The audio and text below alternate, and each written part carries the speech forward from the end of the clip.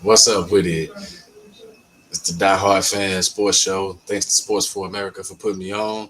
It's yours truly, the People's Coach, Cornelius Cole. We're going to get right into it. Right now, I'm checking out some of the Heat and Knicks game in the NBA playoffs. And wow, Jimmy Butler kicks his leg out, comes down, but they call Josh Hart for reckless. They give him a flagrant for reckless. I mean, yeah, for reckless contact or whatever, getting underneath his feet, not giving Jimmy Butler a place to land. But it looked like Jimmy Butler caused the contact. I don't know. Maybe that's a discussion for another time. But I don't know. I think the Knicks are up against it tonight. They're going to lose. It's just my early prediction. I know the score is a little close right now, 19-14, whatever it is. Jimmy Butler at the free throw line. But I just think the Heat, they playing with a different mentality than what the Knicks are playing with. And I told y'all early on in the season, and I'm gonna keep saying it, even before when it was preseason or whatever. I'm not a Julius Randle guy. I just don't see what he adds to that particular Knick group. I like Jalen Brunson. I wasn't sold on him. Y'all know how I felt about him, but now I feel like he doing his thing. But he needs some help. RJ Barrett come to play. I just don't think that the rest of the squad does enough. Maybe Thibodeau didn't go to the right rotation, you know. But I think you got a savvy veteran like Derrick Rose on the bench, and you ain't never played him one time. Like you ain't giving him no minutes, to try to turn things around. I'm not saying that it might help in relief of Brunson or whatever to find some kind of extra boost or some kind of extra scoring here or there. Like I'm seeing some of these other teams do, just like Lonnie Walker the fourth the other night, balling on Golden State. Like Mitchell Robinson a little bit for the Knicks, a little bit getting in there. Some of these unsung people, Vincent and Struz and whoever Jimmy Buckets got with him. I just think Jimmy Butler right now is the hottest thing in the playoffs. Him along with Devin Booker, which I'm gonna get into the Nuggets and the Suns in a minute because last night that game was, the Suns worked to get it close in the first half, but then in the second half they just let.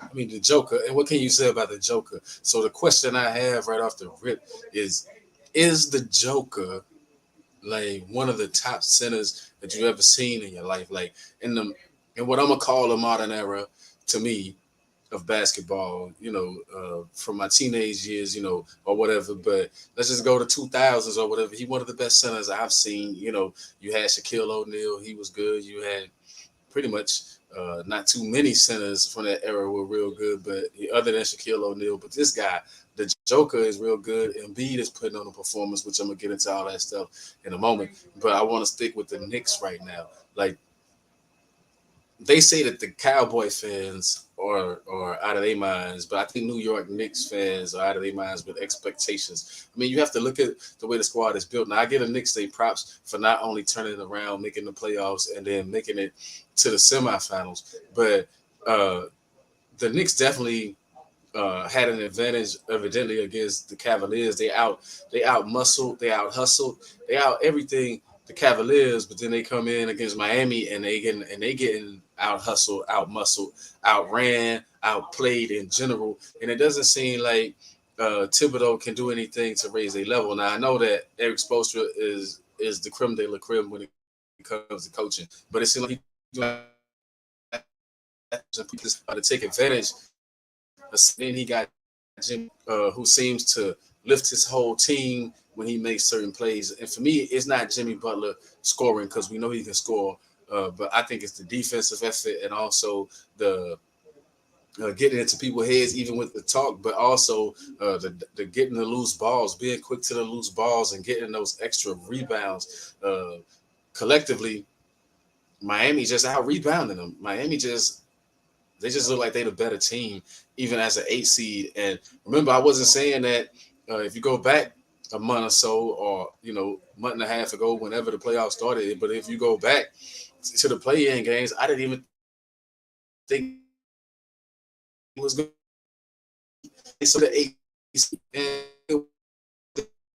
and now now they handling their business in the semifinals. They're gonna be the second 8 seed to go to the East to a conference finals. The second 8 seed to only the second 8 seed in NBA history to make it to a conference final. That's going to be the Miami Heat. It appears. I don't know. I think it's over. Period. Whether it's over tonight, whether the Knicks can extend it tonight and get it back to Miami. Either way, it's over for the Knicks. That's just my opinion. I don't see the Knicks having much on it because Jalen Brunson, he doing what he can, but for me, on the Knicks side of things, it's not just Julius Randle. It's too much one-on-one and dribbling. You know, it's not a lot of ball movement. It's not a lot, and then it's not a lot of. Then they, like I said, they being beat to lose balls. They being out hustled. Now, could they be as a squad fatigued? And you got to remember the only game that they done won in the series so far was without Jimmy Butler. I think the Jimmy Butler effect is a real thing as far as what's going on with the Miami Heat against the New York Knicks.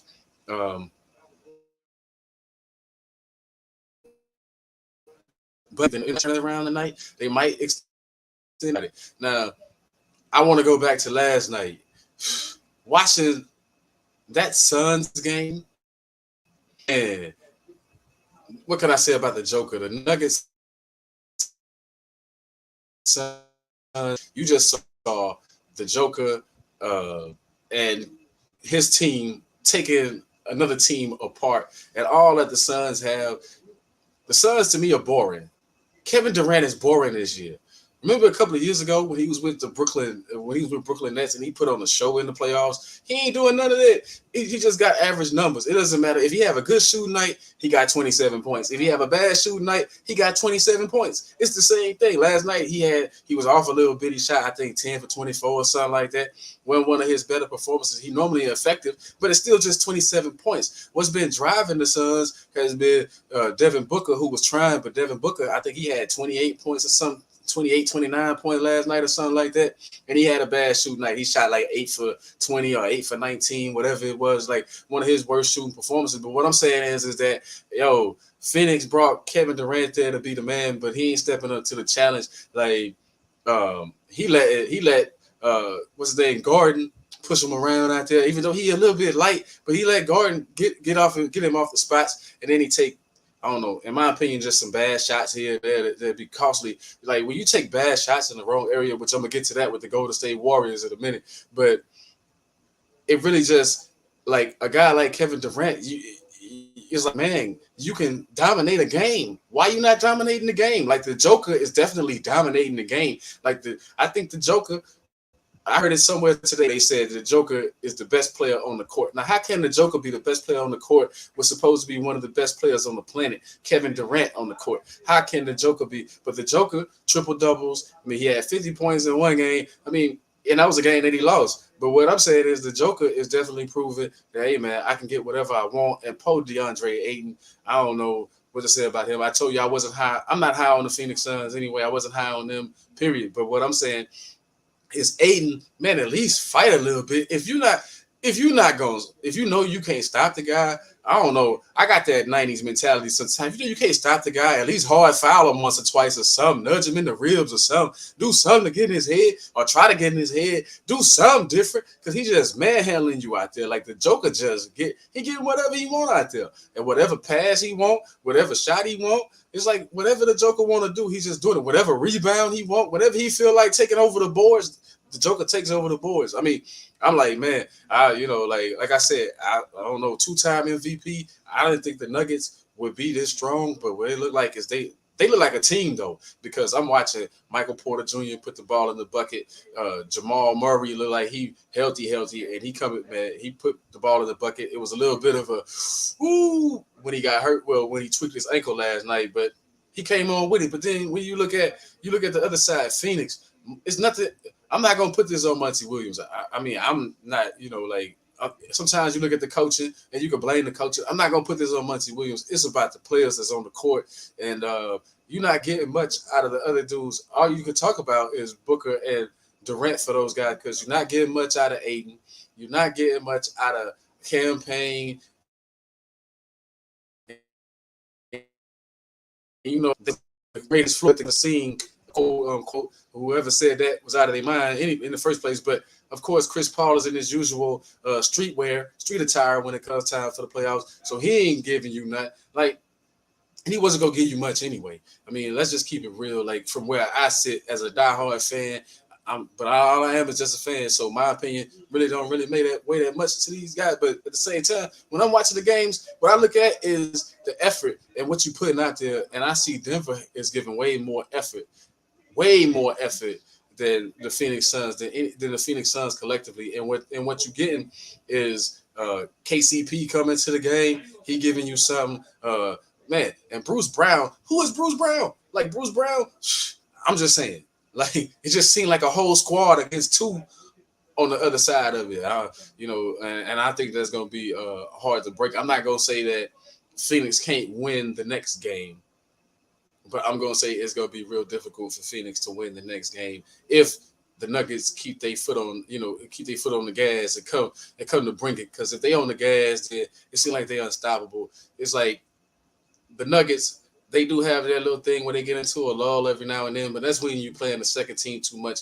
And one of the things that I see that a lot of these teams have in common, from the Celtics to the Warriors, to the Knicks, to the Suns, Nuggets, where most of the teams nowadays, in this era of basketball, what I see is when they get leads, instead of just keep working with the formula that got them the lead, all of a sudden everybody just want to jack shots, just jack up threes for no reason.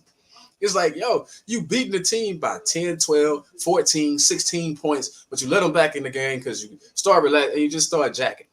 It's got nothing to do with the other team's defense even. It's just got to do with the fact that you just start jacking shots. It's like, hey, ball movement has been getting you this far, playing through your main player, like the Nuggets, for instance, playing through Murray, that pick and roll with Murray and the Joker is deadly. And then when the Joker on the ball, when he got the ball, his decision making, man, it's almost been perfect. A couple of mistakes here and there sometimes, but that's only human. That's being human. But overall, it's like, hey, those formulas are working, and the ball movement, the passing the ball around, and like just sharing has worked for them. But then you saw last night, every now and then they get into the habit of, okay, we got a lead, so now we just go jack, we just go shoot, and that let Phoenix get back in the game. But in the second half, Phoenix was missing a couple of shots, and then the Nuggets just ran them off the court, and I think the Nuggets are the better team. The Nuggets made me a believer. And speaking of making me a believer, man, every time I root against LeBron James, it seems like he just find a way to do the thing. Tonight, that's going to be a game. I think Steph them out of there. I think it's over. I don't think, maybe not tonight, but it'll be over shortly. Whenever they get back to LA, game 6 or whatever, it's going to be over for them. Like, I'm so disappointed in the Warriors, the dysfunction of the Warriors, a championship team with that much dysfunction. I mean, if you watching the games, then you know what I'm talking about, dysfunction. And what I mean is just crazy. You down by 1 point, because they've had this situation a couple of times. Good game, could be a good game. You're down by 1 point or so, and then you want to jack the wildest three-pointers. It's not just Steph Curry. It's not just Klay Thompson, Jordan Poole. And what happened to Jordan Poole, by the way? Where's Jordan Poole? Like, Jordan Poole was good last year on the championship run, but now you see, even on the sideline, he don't even seem like he a part of the huddles. He don't even seem like he want to be there right now. I mean, is the whole Draymond incident still in his head, or, maybe missing that shot and then taking the ridicule for missing that shot? Is that affecting him? Like, what's affecting this dude? Like, it's like, Jordan Poole, you better than that. You got better game than that, but he ain't bringing his game. And then his minutes are shrunk. Now, I told y'all, see, if they listen to me, if Steve Kerr could listen to me and play Gary Payton more, man, when Gary Payton's in the game, they get leads. The guy is good, and he's a better defender. I don't know why they went to Moody late in the game instead of going with Gary Payton II, man. I would have went with Gary Payton II because he seems like he gives you the better choice. I know how they starting it, I know how they start the game, but how they start the game ain't the way that they finish in the game. And it's like, hey, put Gary Payton out there. For some reason, he comes out of nowhere and gets you offensive rebounds.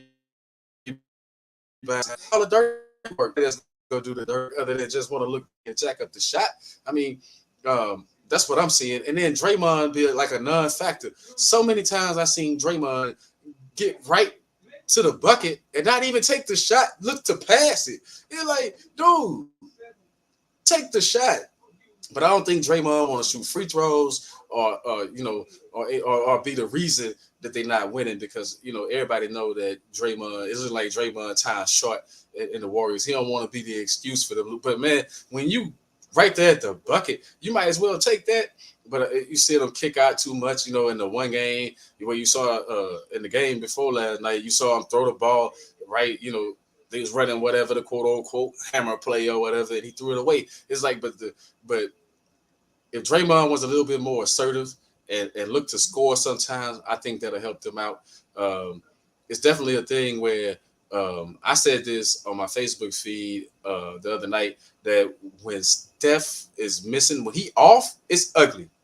It's ugly. Like those 3-pointers look ugly. It's just like he was just jacking up shots. It's like, whoa, man, it looked like me shooting out there, because he was just jacking them up, and it wasn't beneficial.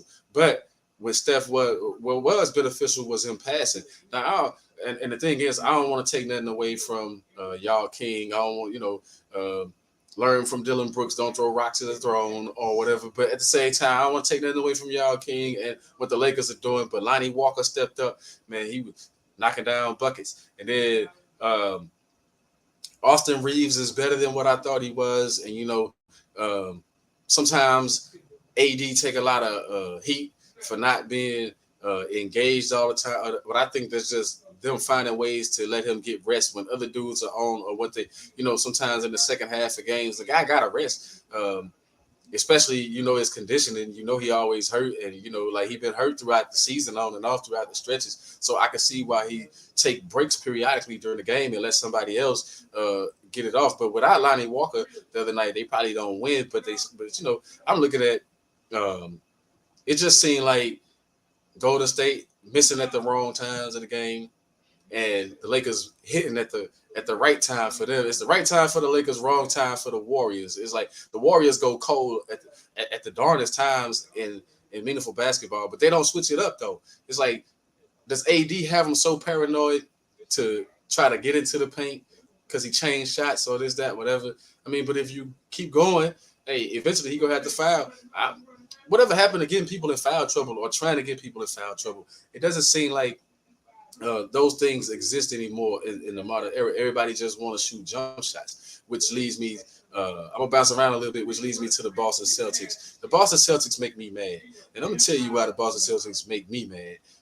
Because watching them, it's like when they play, they are real good, and but when they disengage, it's like it's awful out there to see a team that should be front runners, should be dominating the series, but Philly, and they gave Philly life. Like Philly started feeling it.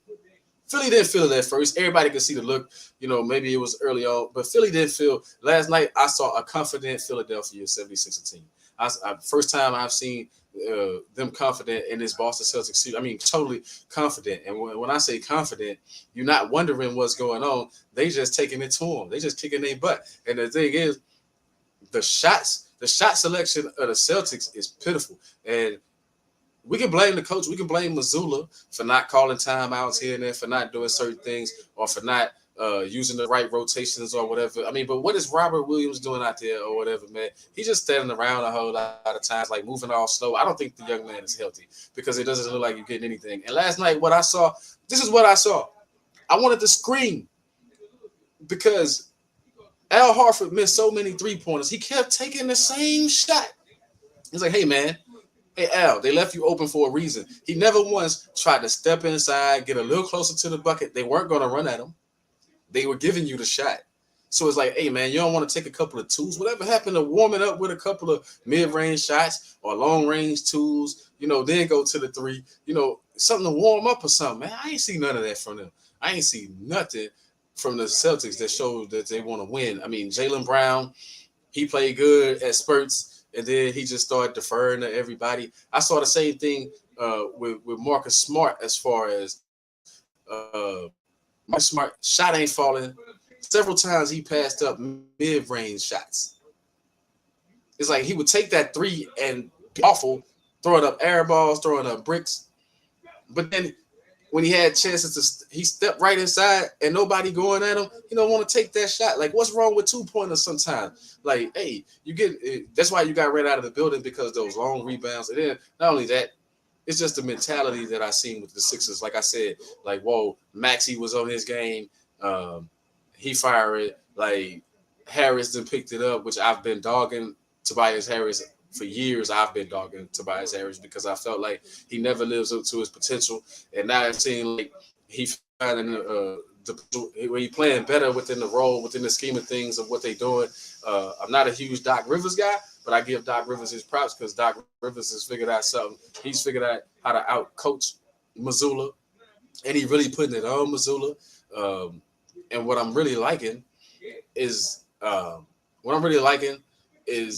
for the first time I see the 76ers like since Allen Iverson, like really having that workman mentality to outwork a team. They basically just out hustle, outplayed, they outgunned in every facet of the game last night. They really took it to Boston. So you got to see how Boston gonna respond. I don't know if Boston can win in Philly. If I'm Philly, I'm going there with the mentality to wrap that up and be through with them. You don't want to send it back to a game 7 in Boston. You know, and I heard the talk today about Boston. You know what they did last year. This ain't last year. This year they don't look like the Celtics that was playing last year. They don't look hungry. They don't look like the hustle. And actually, it look like it's a little bit of offness there. With it's almost like that same dysfunction that I was talking about with the Golden State Warriors. As it seemed like Tatum and Brown. Don't seem like the chemistry there. Like last year, it seemed like they had a chemistry and a way to work together. But now it seemed like when one on the ball, the other one just standing around. And when the other on the ball, vice versa, it's like neither. It don't seem like, hey, I'm gonna make this cut, get an easier bucket. But when the Celtics, we seen when the Celtics play together, man, they hard to stop, especially on the offensive end and on the defensive end. I just don't, like I said, I don't see what Williams is doing. Like you ain't stopping Joel Embiid at all. Which I still laugh at Joel Embiid because I'm gonna say this forever, but Joel Embiid gotta be the best, the most athletic, clumsy dude I ever seen in my life, man. Another game last night where he was just all over the floor. He always on the ground. It's like he always on the ground. It's like, man, you gotta. I don't understand it. Like, I really don't. Like, I'm from the era of the Shaqs and stuff that wanted to dominate the Elijah ones and stuff, where the big men wanted to dominate and they wanted to be the strongest thing. It's like Joel just want to be a clown, and I think that's why I think even if Philly win this, they get to the Eastern Conference Finals. I think it's going to be, if it's Miami and Philly, at this point, if it's Miami and anybody, I think Miami got a strong chance of winning. I'm not going to get that far ahead, but I am going to say this. Like, Joel Embiid, man, get off the gas sometimes, man. It's like, stay on your feet sometimes, man. You know what I'm saying? Show them how strong you are. Show them, that you're a presence, man. It's like a joke out there to me sometimes. It's hard to watch sometimes because it's like, oh, he going to lean back and shoot, and the slightest bump, he going to fall. The slightest whatever. It's like, come on, man. Like, I haven't seen a big guy flop like that since Vlade Divac. Like the Joker flops too, by the way. Like, they all flop. Like, it's the NBA. It's the thing these days. A lot of them flop, but I'm just saying, Embiid flops so much throughout the game. No doubt that's why at certain points you see him holding his knees and stuff, his injuries and stuff like that. Got to be from some of the times of him hitting the wood all the time. You always on the hardwood, So it's like, hey, stay on your feet. Speaking of hitting the hardwood, remember when Draymond Green hit his head on the hardwood, man? Like, does the NBA not have concussion protocols? Should that be a thing? Because he hit his head pretty hard on that wood the other night. If you didn't see the game, yeah, he did. Like that play with him and LeBron, the little fast break or whatever it is. Draymond fell. He hit his head real hard. It's like, whoa, surprised he wasn't concussed. Surprised he didn't come out of the game because of something like a concussion or something like that, because his head did really snap back and hit that wood hard. But that's what I'm saying about Embiid, man. Like, the risk that you take by flopping around like that. If I'm Doc Rivers, I'm like, hey, man, you our prized possession. We're going to need you to stay upright sometimes. We're going to need you to stop doing all that. Like, this ain't WWE, bro. This is basketball. Like, stay on your feet. I mean, I would be concerned if I'm Philly fan if it's period, the amount of times Joel Embiid is on the freaking wood, it's on the hardwood. It's like, hey man, stay up on your feet. Like, and you see it's costly at times, like I said, because like he had already missed games. It's like, say, man, don't you want to be healthy? Don't you want to be out there to try to win a championship? Like, you giving yourself plenty of reasons to have excuses. I mean, because anything can happen with it. What I'm saying is you're flopping around like that. You're on the ground a lot. Somebody step on your knee already bad. Somebody step on you by accident or whatever. And then you hurt again.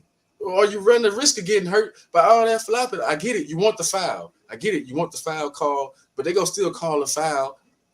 A lot of times the whistle is already blown, and then you still flopping around. It's like, what you doing, man? It's like, take care of yourself out there, young man. That would be my advice to Joel Embiid, man. We want to see the best product, and you are a part of giving us the best product. So, hey, stay on your feet. Not only him, though. I see, like Marcus Smart. He does a lot of flopping and things like that. He's on the ground a lot. No disrespect to Marcus Smart, but he's not as pivotal to the Celtics as Embiid is to the Sixers.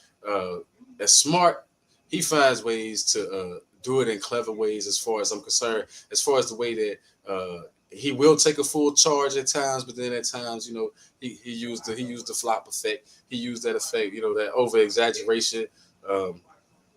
It seems to work in his favor quite a bit too. But sometimes when the refs catch on to it, it throws him for a loop, and he spent a lot of time arguing with the referees instead of playing the game. But really, I'm impressed with James Harden. I like what James Harden is doing. Even if it's every other game, even if nobody needs him to be consistent like that every game, but at certain points of the game, it's not just his distribution of the rock, but it's him putting the ball in the bucket, and it's him making the smart decisions. It's like James Harden came to let everybody know that he does have that true point guard in his blood. For those that was always just like, when he was in Houston, he was a scorer, and he was expected to score. Now that he can relax a little bit, he got some help out there. You see the way he spread the ball around. It's been pretty good. Like one of the tops in assists as far as what James Harden is doing. And I'm also liking the defensive effort that Philly is putting out. Like, they got players, let's just face it, that ain't really known for defense. You take away P.J. Tucker and Joel Embiid, and then what are you looking at as far as defensively? Like Harris ain't really known for defense. What's his name? Melton ain't really known. A lot of these guys, Maxey and but the effort that they putting up on the defensive end is impressive. It's got the Celtics a little bit rattled, but I think it's more of the Celtics playing right into their hands with that dribbling a whole lot, one-on-one. Everybody taking ill-advised shots at certain times. Remember when that was the thing, ill-advised shots? Now, because of the Warriors and how they light it up from three, now those shots are commonplace in the game, but everybody can't shoot those shots. It's like, hey, I think they were doing pretty good with them penetrating and then finding the open man. Then they were able to hit some of those shots, even though, like I said, they was leaving Harford open all night. And they need to stop thinking about you going to win with Al Horford. That's not the way you're going to win. It's like, hey, at some point, Harford got to make a smarter decision. Hey, how about put a little pressure on the defense, step in a little closer, and take a two-pointer every now and then. Just put it on their mind that you just might step in or something. Because just standing there jacking up threes, he was 0 for 6 or 7 like in the first half from the three-point line. Do you really want Al Horford taking 7 3-pointers in a half? I don't know if you want Al Horford taking 7 3-pointers in a game. I mean, I'm just saying, like, I don't think that's going to be the winning formula. But the coach ain't calling no timeouts and said, hey, man, stop shooting that.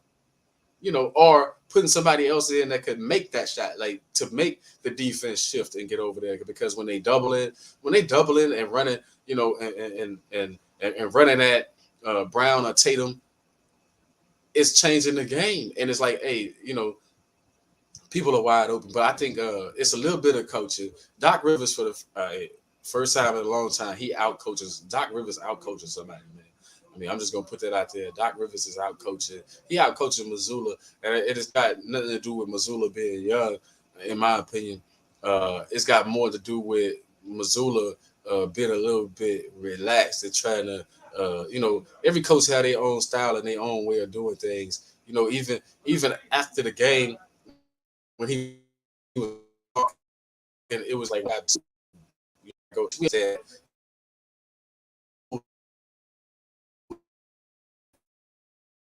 to kind of, hey man, I got a better of preparing my guys. You know, like a Steve Kerr press conference or something. I got to do better at preparing my team. Like we got to understand the moment and the situations, and you know, and you got to understand, hey, step up to the plate. But getting blown out is different than losing by 1 point. But losing that one game that they lost is probably going to be costly to the Celtics. The one that they shouldn't have lost the other night when they lost 116 to 115. That game right there going to come back to bite them in the butt. It's already come back to bite them in the butt. A game that they should have easily won when they had 18, 19 seconds or whatever it was to try to win that game.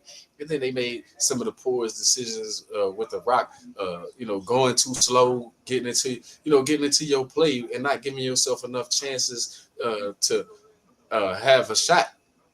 And then, you know, really selling 4-3 in that situation when I think, you know, but when you go back to that play in that particular game, the thing that I can say about it is Derek White was wide open and he just didn't see him. Like when Tatum started his motion downhill, Derek White was wide open at the top. He was wide open at the top, and he just didn't see him. Like at the top of the key, he was wide open. And then he chose, you know, he got so deep that it was too late. The first he went late, and then when he got down, he saw Marcus Smart. But Derek White was open way before that. And I think that if you go there, then Derek White got options. He could shoot that three right there, or he could put it on the ground and try for a floater, and then you can get possibly a chance at a tip in or anything. But I don't think they played to the situation.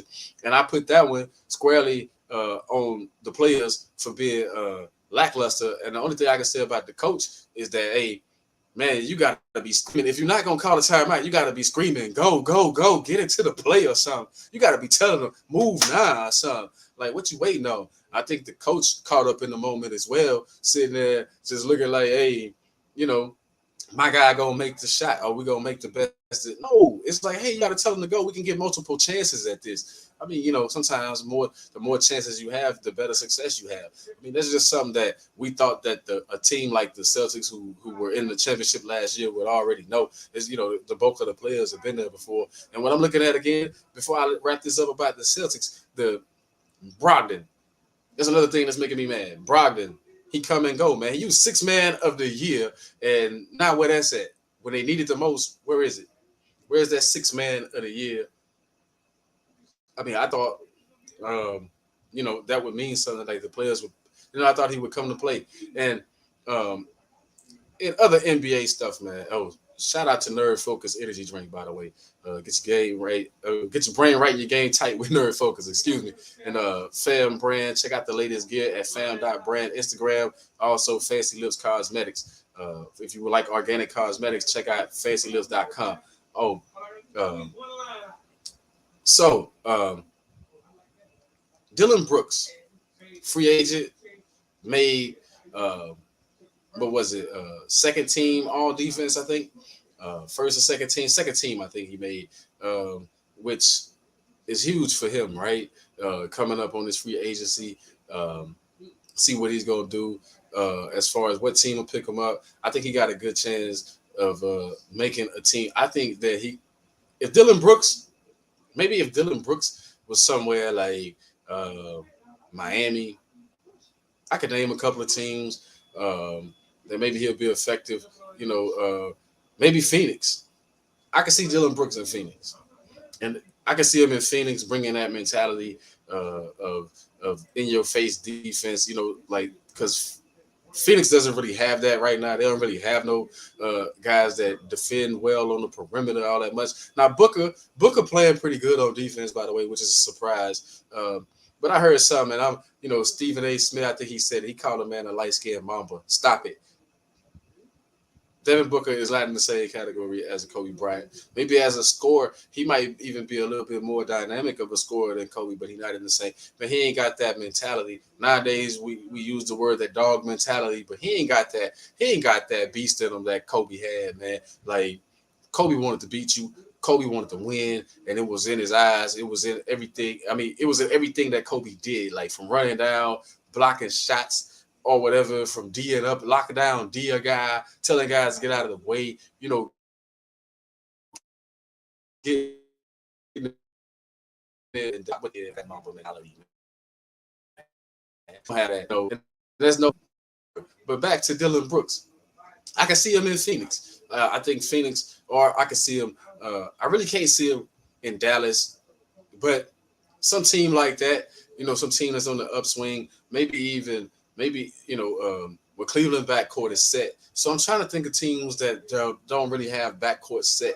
And the only one I can think about is, of course, Phoenix, because they're gonna be looking. I'm sure they're gonna be trying to shift right now from the Chris Paul experiment. Well, you can't even call it the experiment, man. Chris Paul, he's had a great career, and it's just done.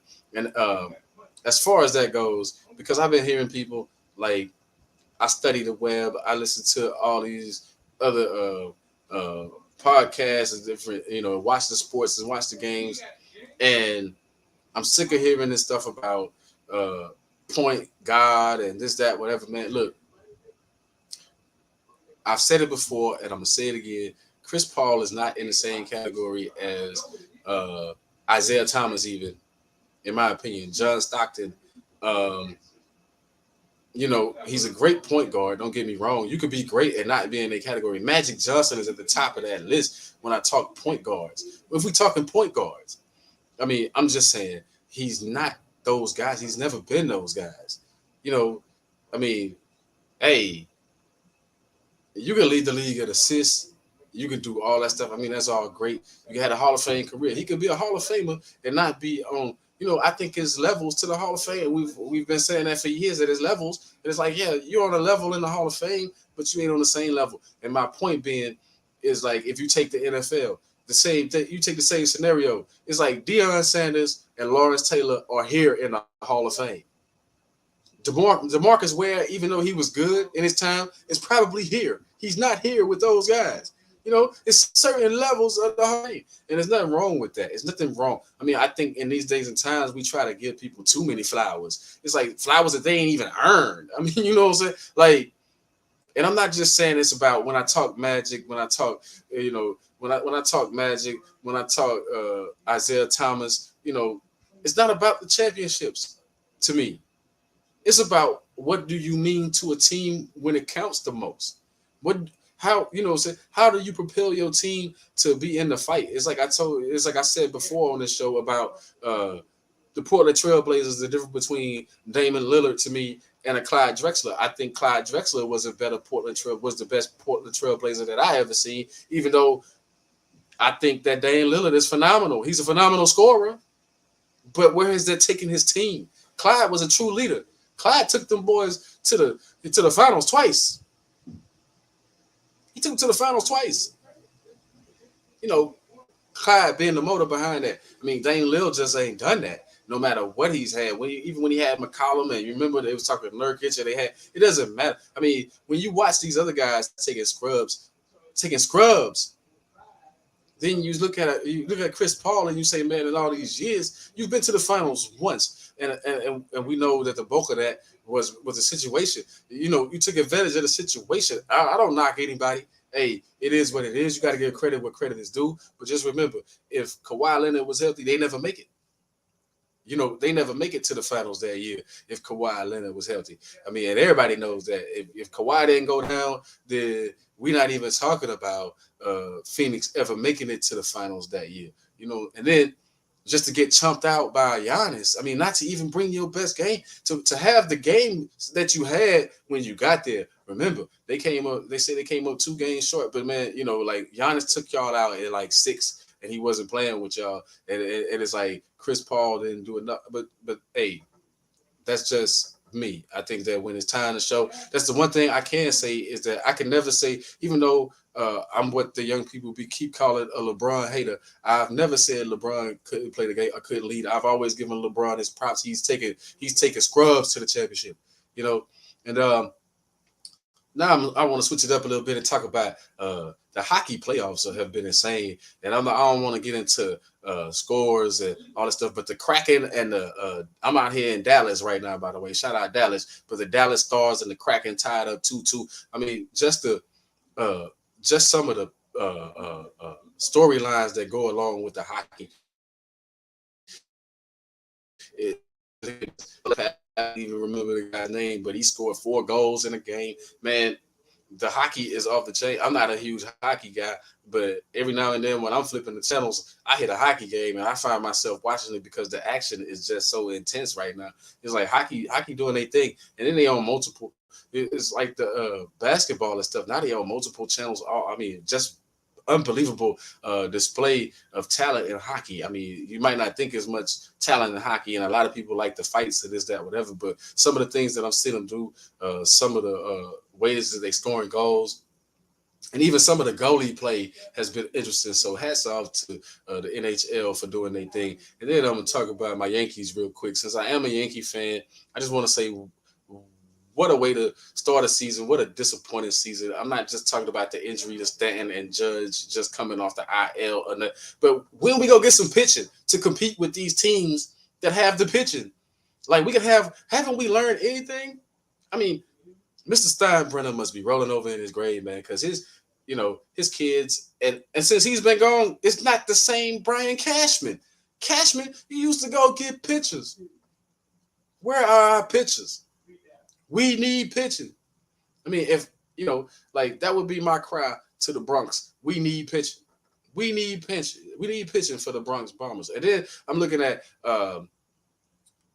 teams with high expectations that just not delivering right now. It's like the Mets spent a bunch of money. They not delivering. We know the Stros are going to be around. But then the team that you got to really start looking at right now is like the AL East is always a tough one. Because it could be the Red Sox, it could be the Yankees, it could be the Rays, and right now it's the Rays that's shining. The Rays, they just be right there, and they can win it all. But what I'm seeing is the Rays seem like they got the strong in the AL right now. For me, the Rays seem like they got the strongest pitching, seem like they got the better bats. And they doing both equally well to start the season off. Now it's just the start, so you never know. That might switch going later on. But I'm hoping my Yankees pick it up. And also, what I'm seeing is the Angels. You always got to mention the Angels because that Shohei Ohtani, man. If y'all haven't seen this guy play, I suggest y'all watch at least one Angel game and watch this guy when he's pitching. Because he pitches and he bats, but he just passed Babe Ruth. Him and Babe Ruth are the only two players, man. The only two players in Major League history with 500 plus strikeouts and 100 plus home runs. I mean, like the guys that show to watch. I'm just wondering if it's going to be enough this year to get them back into the playoff picture. Because remember when the Angels was always a threat, but it seemed like since the Astros that moved over there, it's been all Stros, which the Stros are still going to be tough. I hear Altuve. I don't know if he's back yet, but I know Altuve coming back. And that's only going to make them stronger. That's only going to make them tougher to do what they got to do. But, just right now, baseball is – it's like I'm getting into it a little bit, but at the same time, it's not what I expected this year. Like the Braves, they ain't really off to a strong start neither. You really looking at the Dodgers out there in the NL West. Teams just still figuring it out and trying to fill it out. So I guess we'll have to wait till later on and really see what the picture's gonna start to shape up like. But I'm definitely disappointed that as a Yankee fan, we still ain't figured out that we got to get pitching. When we gonna return to championship glory? When we get pitching. And like I said, the bats fall apart, but if you got solid pitch, the bats only fall apart when it's good pitching on the other side, when it's good pitching on the mound versus the Yankees. That's when the bats fall apart.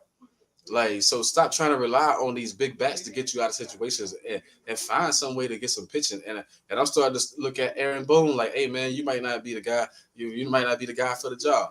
You might not be the one. Now I want to get into a little bit of the NFL, but another shout out to Nerd Focus Energy Drink. Get your brain right, your game tight with Nerd Focus. Now check it out. The NFL schedule, people be making all that. Tomorrow, the full schedules and stuff come out, and so I'll be talking really about it next week. But I just wanted to put this out there as far as the schedule. I just got to say this: you got basketball going on, you got good hockey going on.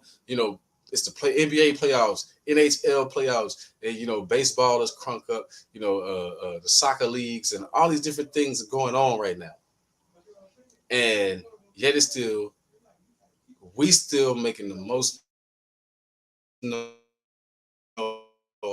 the biggest NFL. Think about it. Let that sink for me. NFL, it's not on depending on who you ask. It seems like it's a consensus. Everybody's waiting on the NFL schedules. I mean, you know, they actually it's like a pardon the interruption type thing, as they go stop TV breaking news type thing to bring you the schedules, the Monday night schedules and stuff like that, which is always good to see because you want to see who gonna be on prime time. You want to see the matchups, but it's like a huge thing, you know. And the biggest thing I want to say about that is I never worry about the schedule. Us Cowboy fans, we never worry about the schedule. You want to know why we never worry about the schedule, people? Because we always gonna get our prime time shine.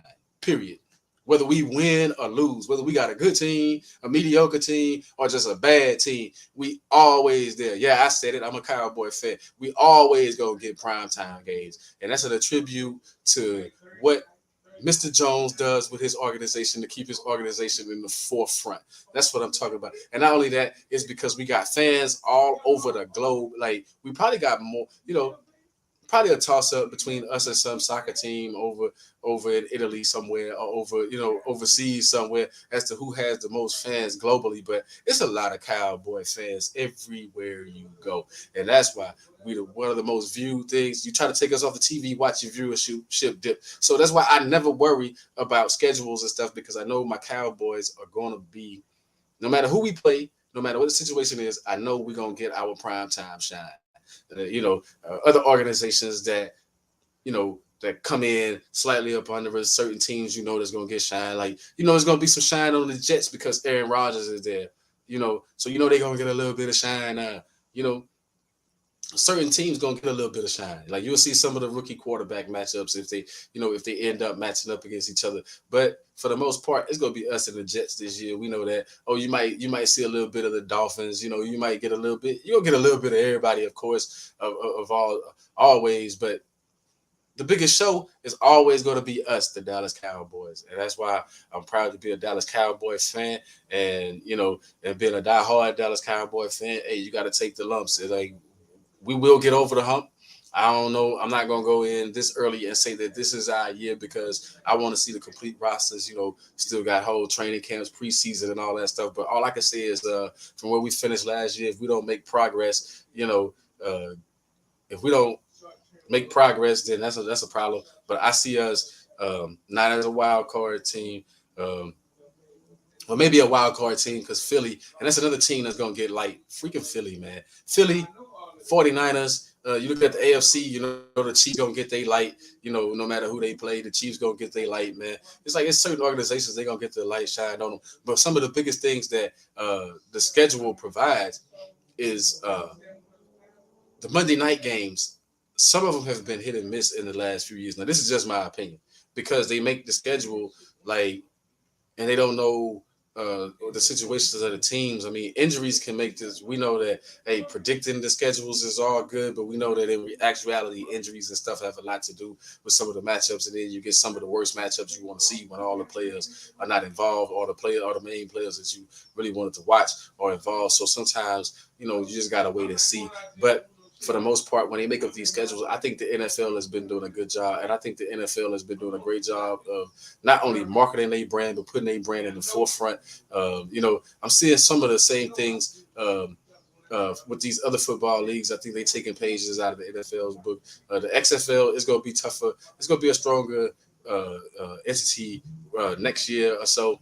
But one of the other things I want to talk about while I was talking about the NFL, because I've been thinking about this a minute, I've been thinking about, we're saying that we're getting more and more into action. Like in the NBA, in the NFL, would there ever be, um, would there ever be a female head coach? I'm pretty sure in the NBA at some point. I'm predicting NBA probably 5 years, 3 to 5 years, it'll be a female head coach in the NBA. You know, first female ever in the NBA head coach. NFL, can you ever see that dynamic really happening? Maybe down the road, you know, maybe down the road, we're seeing more and more female. I bring that up because you're seeing more and more female execs, and also you're seeing more and more female assistant coaches and things like that. So at some point, but I just wonder if in the NFL, since it's been exclusively what they call a boys' club, and the way things have been around ownership and the group that he's in. That actually I'm late, but they won the bid for the Washington Commanders. I mean, so it's going to be a changing of the guard with the Washington Commanders, and they're going to get rid of Schneider, and they're going to bring in something. So that's going to be a relief, and maybe the fans can get back to loving the Washington Commanders. I, for one, with them being in the NFL, NFC East, I don't care who the owner is. I don't like him. You know what I'm saying? I don't care who the owner is. It's not gonna make a difference to me. I'm a Cowboy fan, so it's not gonna make no. But nah, for real. Hats off to Irvin Magic Johnson, man. He seemed like Magic. He remember he was in the ownership group of the Dodgers, and like I mean, Magic. I'm impressed with some of the things that he's been doing as far as ownerships and stuff like that. Been on the forefront, leading the way as a not just as a black man, but as a former athlete, and really pushing the envelope. And so I heard LeBron said he wants to own a team. You got Jordan, who stepped down as the majority owner, or who's trying to sell so he can get from under being the majority owner. But at the same time, I think when athletes invest into not just the sports that they play, but other sports and things like that, I think it opens doors, and I think it brings a different level of diversity, because it's not just all for me. It's not. It changes the dynamic. Now you get more people that actually been involved in playing at a high level, other than a bunch of suits trying to dictate how the games and stuff go. No knock against the suits. We need the suits too. Not saying that. All I'm saying is that sometimes I think you get a better product when you start seeing the people that actually went through the pains and the strains of the game. Then you start seeing what's what. And then, like I said, not only would it boost the product, but it also it also represents the players. Like, you can get better when you got players, former athletes and stuff sitting at these tables. Now you can get negotiate not only better deals for players, but also more adequate understanding of what's really needed as far as training and things like that, and the supplementals and all the other things that come with it. I just think that that's good moves, just like like the whole A-Rod majority owner thing of the Minnesota Timberwolves. Can't forget about that. I'm anxious to see what that's going, what those moves are going to really come with, as far as like I said, when you get former athletes doing this thing, and you get more of them, more than just one or two. When you start to get three or four within these organizational structures, like maybe you'll start seeing a shift a little bit. It's already becoming like what they saying. I hate quotes. I hate stuff that I hear that just it's becoming a players' league. It's supposed to be a players' league. They the ones playing. Sometimes I'll be like, what the heck do you mean? Like, it's like, duh, what do you mean? It should be designed for the players to get the most out of it. And I'm not just talking money wise, but what I'm saying is, you got owners and all that stuff. Like, we know what the percentage is, but here, what I'm saying is that it should be designed to protect your players. It should be designed for the players to win, not only on the field, on the courts, whatever, on the turf or whatever, but in life, period. I mean, those should be the design. It should be a players' league. They players. Without players, you have no league. And without us, without fans, then you sell no tickets. You got no viewers. You got nothing. But at the same time, it's like stuff that I hear. Just want to throw that out there. Stop it with the player league. It's a players' league. It's player, and he's a players' coach, or he's what other kind of coach is there?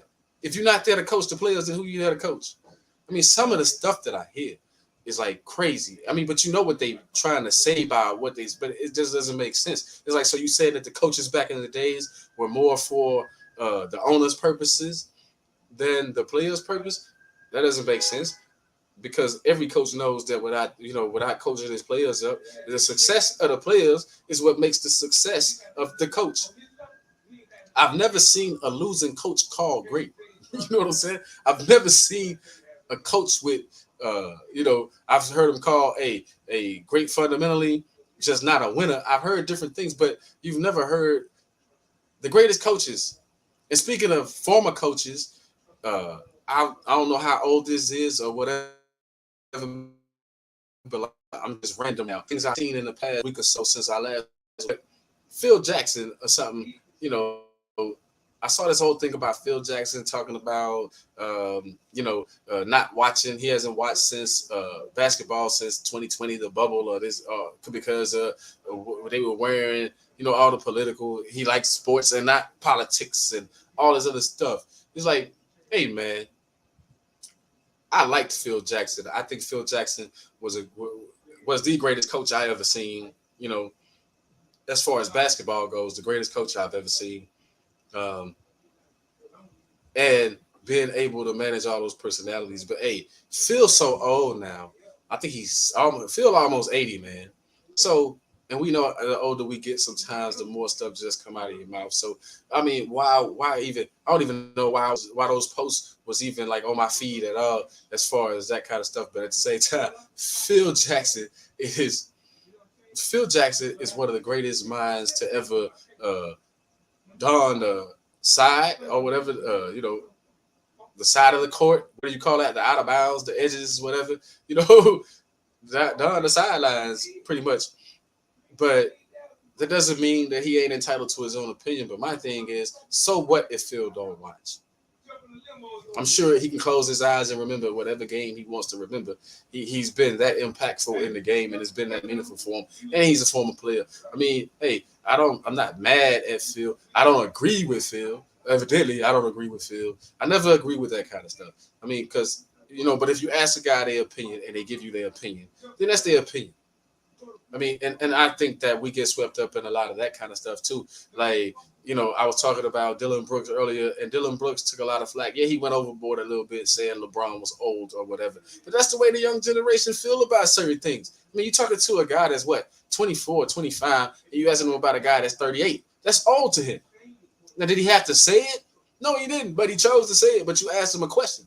I mean, and if you asking people questions and then you get mad at the answer, now don't get me wrong. For those that see the post and then respond to the post, that's not what I'm saying. But I'm saying the person asking the question, and then put it up like, oh man, I know some of that stuff is clickbait or whatever, but at the same time, they's like, oh man, did you hear what this guy said? Like, you asked them a question, and sometimes we, as the people like viewing the posts and stuff like that, we have to start thinking like that into that mentality or in that vein of, hey, wasn't he asked this question?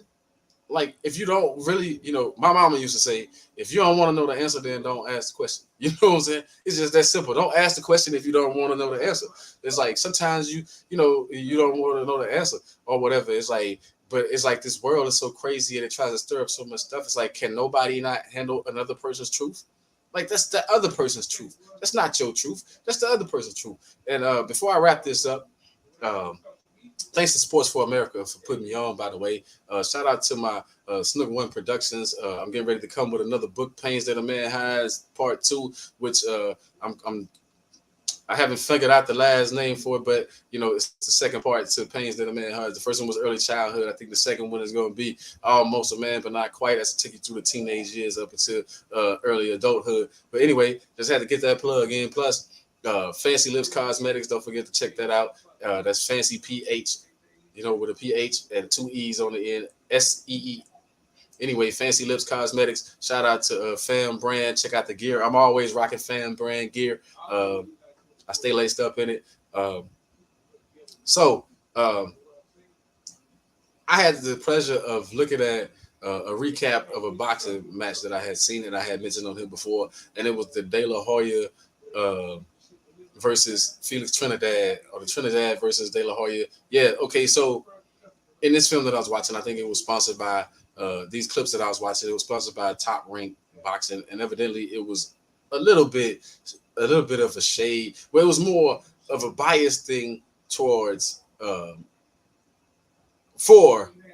was biased on behalf of De La Hoya, evidently, because it was like, hey, Felix Trinidad gave De La Hoya a loss or whatever, but they kept showing these little highlights. Now, I remember seeing that fight with my own eyes, like going back to think about that fight. And whoever did that clip, Top Rank Boxing, whatever you did with those clips to try to make De La Hoya look like he won, he did not win that. He ran most of the fight. So those little few clips that you put on there or whatever, those little few takes that you put with De La Hoya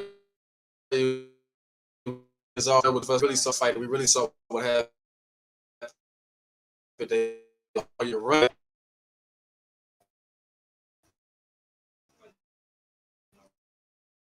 Felix put them. Felix really started hitting them with them things. But that's my time. Get it. Thank y'all for checking me out. It's the People's Coach, yours truly, Cornelius Cole. # Diehard.